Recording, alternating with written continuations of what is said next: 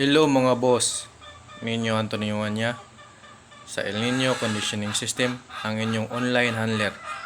Kung pa-member kayo sa El Nino Conditioning System, mas lamang kayo sa panalo. Papromise ko yan sa inyo, mag back to back champion kayo. Ang mga member ko, inaalalayan ko sa pagkukondisyon, pag-aalaga ng manok, hanggang sa araw ng laro. Ganun po ako mag-alaga ng mga member. Last August 3, may nag-champion. Last August, pagdaan ng isang linggo, champion na naman siya. Isang member lang yun ha. Champion. August 3, champion din. Pagsunod linggo, champion. Ganun po tayo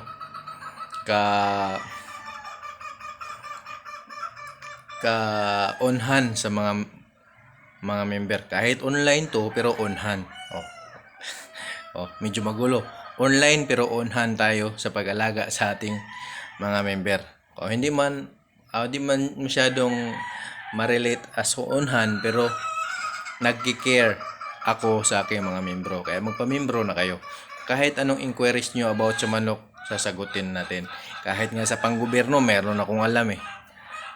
Kasi iniisip ko lahat ang cause and effect sa mga ginagawa sa ating paligid ngayon. Masyado na tayong nagre-rely sa gobyerno. So dapat gagawa tayo ng hakbang para sa ating mga mamamayan, kasi tayo lang din, kung tayo aasa lang tayo sa gobyerno, parang mabagal ang pag-usad natin. Dapat tayong mga simpleng mamamayan, magtutulungan tayo. Andyan naman ang GCash, di ba? Andyan ang GCash. Di na kailangan puntahan pa sa bahay sa bawat isa para makatulong sa GCash. So ganito po, may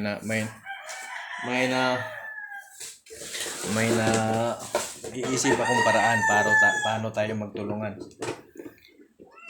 100 million po tayong Pilipino. Palagay natin 25% yung may access sa GCash. Palagay lang natin 25%. That is 25 million. Kung tagpipiso tayo, 25 million. Tagpipiso tayo magbibigayan ng GCash. Pinaka-minimum yan. Tagpipiso tayo magbibigayan ng GCash. Magkano na yun? 25 million din araw-araw. So ipilagay natin, mag-donate tayo na isang buwan, 30 pesos. Isang pasahana lang yun. So sa 25 na may GCash, 25 million na may GCash times 30, that is 750 million a month ha. 750 million a month. Ang laki na dyan. Piso-piso lang yan ha, sa bawat may GCash. So tayo, gagawa tayo ng inisyatibo. Kasi tumutulong sa atin ng gobyerno. Kaso lang kung iasa natin lahat sa gobyerno, mabagal. Gumawa tayo ng inisyatibo. Ganito po. Ini-encourage ko lahat na may GCash, mag-donate kayo. So may isang admin.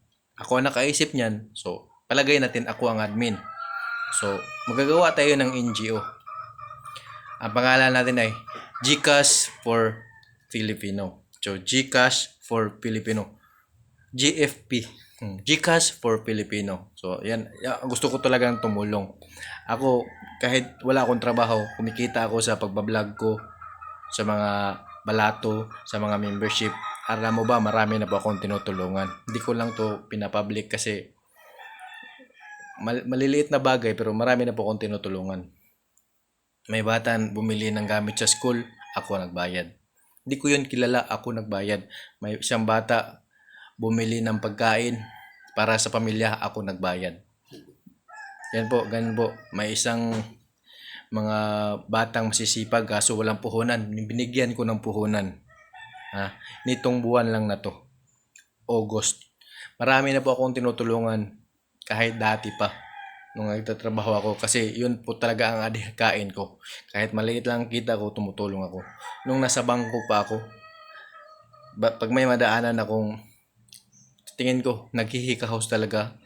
Nagta-struggle sa hanap buhay. Binibigyan ko yan ng kahit pang gasolina ko, babawasan ko para makabili siya ng bigas. Ganun po ako matulungin. So, ngayon lang, wala akong trabaho. Kumikita ako sa mga membership sa El Nino Conditioning System na nagpapanalo. Ngayon lang buwan na to, may nag-back-to-back champion na. Sa Negros pa, taga Bacolod City. Negros, andun po naka-upload sa Facebook ko, back-to-back champion na. Member ko taga Bacolod pa. So it means, applicable kahit sa Sabong Capital. Dati Sabong Capital, Bacolod, di ba? So kahit sa Bacolod, ina-adapt yung sistema ko. Nagcha-champion. So, ngayon, matagal ko na itong plano. Matagal ko na talaga itong plano. Ngayon lang ako medyo sumikat ng konti. Kaya gusto kong ibahagi sa inyo ang GCash for the Filipino. GFP na gagawin kong NGO. Non-Government Organization. So, paano kaya? Hindi ko lang alam kung paano to ano mo pa ba sa gobyerno to, kukuha ka pa ba ng lisensya nito? NGO naman to, organization, foundation nga to, kung matuturing GCash for Filipino Foundation, GFPP, GFPF. So, ito pagtutulong talaga. Palagay natin, 25 million Pilipino may GCash. Magdo-donate na piso araw-araw. That is 750 million a month. Ilang pamilya na kaya matulungan yan? Ipalagay natin 10,000 na 10,000 na bawat pamilya. So 750 million, bawasan mo ng ilang digit ba yung 10,000? 5 digit. So, bawasan mo ng 5 zero. So, ilan ang pagbibigyan? 7,500 na pamilya. Marami na yun. 7,500 na pamilya. Sa least fortunate talaga. Pero ganito ang gagawin dyan. Yung 10,000 na mabigay monthly sa inyo, gawin yung puhunan.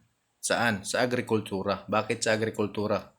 Diyan na po ang pagkain natin manggagaling. Kasi nag-struggle tayo sa pagkain, wag sa sugal. Sa pagkain natin gagamitin. So, kung meron na tayong 750 million na malikom sa isang buwan, so ilang farmers na matutulungan nun? Yung mga nagpa-farm talaga ang bibigyan yun. Through GCash. Dapat gumagawa ka ng agrikultura. Gumagawa ka ng farming. Ano ba ang farming? Pagtatanim ng kamote. Yung kamote, madaling itanim yun. Kamote, 3 buwan lang, magkakalaman na yun. Ano pa ba magandang gulay? Di ba? Kamote, sabay na ang gulay niyan, tsaka sa pagkain. Mais, palay, nasa atin po yun. Para bababa po ang presyo ng mga bigas. Dapat magtanim po tayo. Yun po talaga ang pinaka solusyon para bababa ang presyo ng mga bilihin. Agrikultura po. Pag mayroon na tayong makakain na kamote, makakain na maharvest na mais, maharvest na palay, bababa po yung presyo ng mga pangunahing bilihin. Totoo po yan. Yan po talaga ang cause bakit tumaas po lalo ang presyo. Dahil hindi tayo nag-focus sa agrikultura. Dito lang sa amin, sa lugar namin, ang lahat ng bakanting lote, damuhan na. Kasi wala nang nagsasaka. Ano ba cause nun? Dahil walang suporta sa gobyerno. Ang suporta nila, dinirect nila, ginawa nilang pera agad sa mga purpose. Pero kung ganito pa yung pagkagawa, kung sino ang nagbubungkal ng lupa, yun lang tinutulungan. Maraming magbubungkal ng lupa. ang purpose, dapat po yan. Ako hindi ako membro ng purpose. Sa pamilya namin, walang membro ng purpose. Ang pagbubungkal ng lupa, yun dapat ang prerequisite para magiging membro ka ng purpose. Kaso lang, lahat ng mahihirap, kahit yung nagtatambay lang na walang income, sinusuportaan ng purpose. Yun, kaya dumami ang tamad. Totoo po yun. Totoo po yun. Nabasa ko yan sa comment mismo sa isang Miss Universe. Totoo yun. Matagal ko na yang alam. Di ko lang pinupost kasi marami akong masasagasaan. Kaso ngayon, panahon na po para mamulat tayo.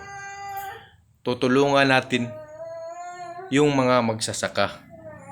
Kasi sila po ang magiging susi para bababa ang presyo ng lahat ng mga bilihin. Kung may magtatanim na ng mais, kung may magtatanim na ng mga kamote, kung may magtatanim na ng palay, bababa po ang presyo ng drama. Ano yan? Hindi man gradually. Kasi dahan-dahan, gradually bababa yan. Pwede ka maging drastic pa ang pagbaba niyan, pero gawin natin gradual para naman di naman natin masagasaan ang business sector ng mga pagkain. So, inanayahan ko ang mga LGU na ang tutulungan ng mga tao, yung mga nagbubungkal ng lupa, yung mga naghahanap buhay ng marangal, wag po yung tambay lang. Ano ba makinabangan natin diyan? 'Di ba? Ginawa nating tamad ang Pilipino. So, ako, nasa bahay ako, pero may baboy ako, may manok ako, nagtatanim ako ng gulay. Ito, harvest ko yan sa gulay namin. Ganun po. Kaya, sa lahat po ng nasa gobyerno, sana po, maging eye-opener po to, na ang tutulungan po. Dati, yun po ang dating aim ng purpose. 'Di ba? Lahat ng purpose nagpa-picture ng isang garden lang dito sa biyenan ko, may garden siya. Halos lahat ng purpose dito sa kanyang garden ang magpa-picture.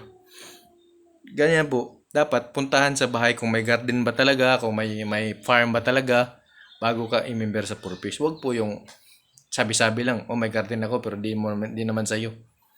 'Di ba? Ganun po, dapat maging maging vigilant tayo sa pagtingin kung ano ba ang totoo, ano ba ang hindi. Kasi niloloko lang natin ang gobyerno. Ang gobyerno maganda ang plano. Ang problema lang, yung mga tao nagiging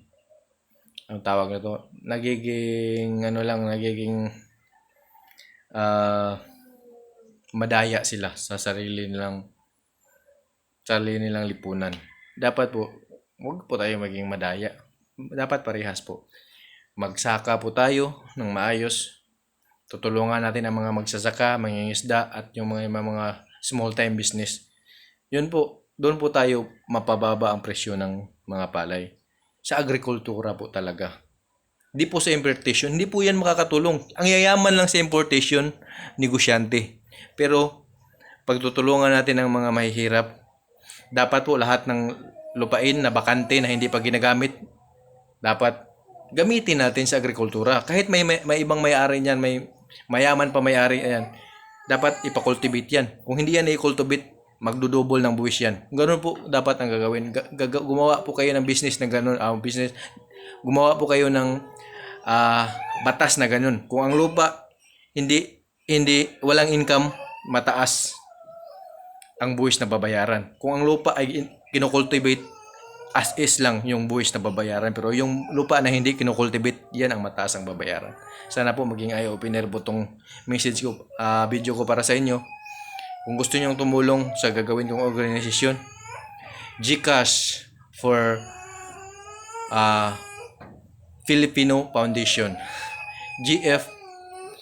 GFPF. Oh. Yan ito ang GCash number ko.